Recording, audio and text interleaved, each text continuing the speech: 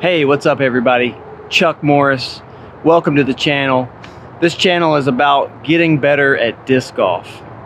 I've been playing disc golf since early 2000s in college, and then just in 2020 left my job to move into an RV, boop, right there, with my wife, 2 daughters, and a dog. This is our setup. We play disc golf pretty much every day, whether we're doing some field work or playing courses. Last year we visited 72 courses from Florida to Idaho, played over 3,000 different holes, and I'm almost at 10,000 throws on the course. So follow along with the journey if you're interested. This will be tips on how to get better, different gear reviews, that sort of thing.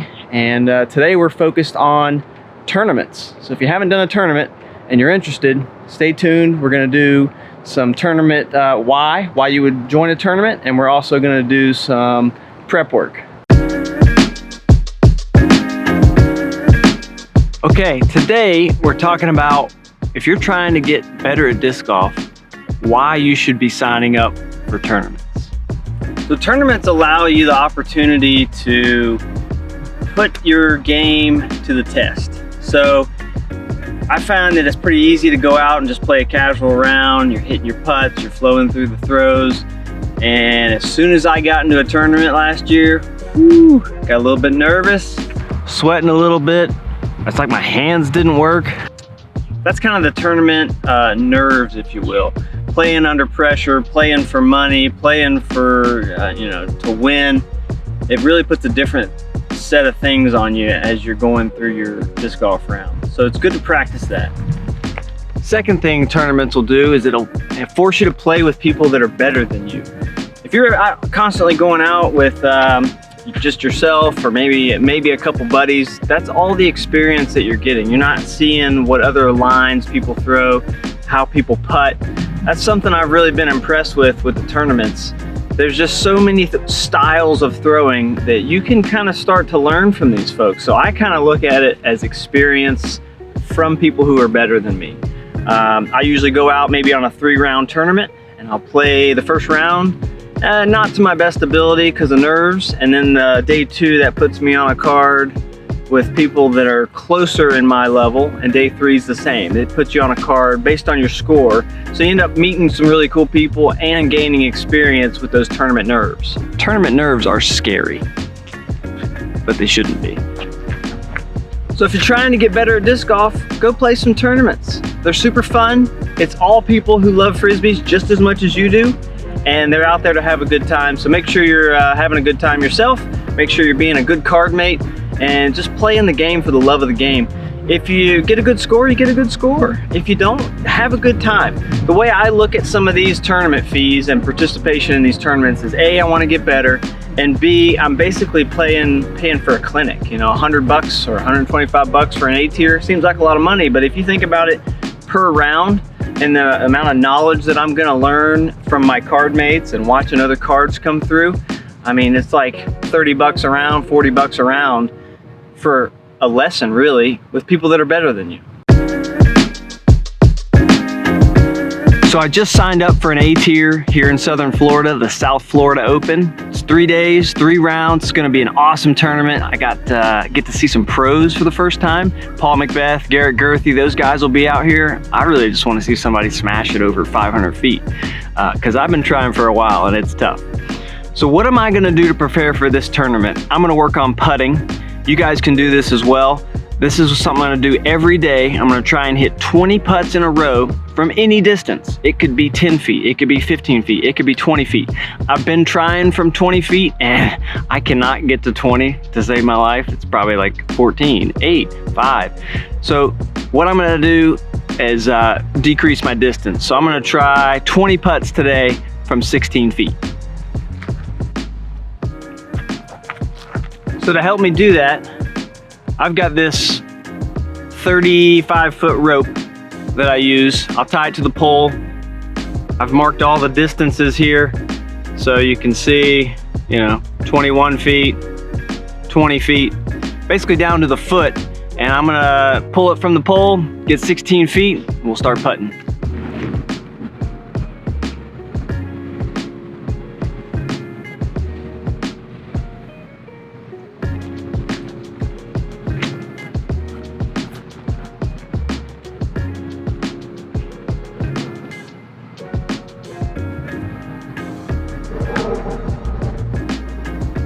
Okay, so I've got my rope in place right here, all the way out 16 feet, and my mini here. Now I like to leave the rope, that way I've got a straight line to the basket for a visual. And I also have my disc dot. Give me something visual for my brain to look at, and then when this chain moves, I can more easily see it than when that chain moves, in case I were aiming for that chain. So I'm trying to make this chain move with my disc dot. I've got 20 putters in the bag. Let's see if we can empty this thing without missing one.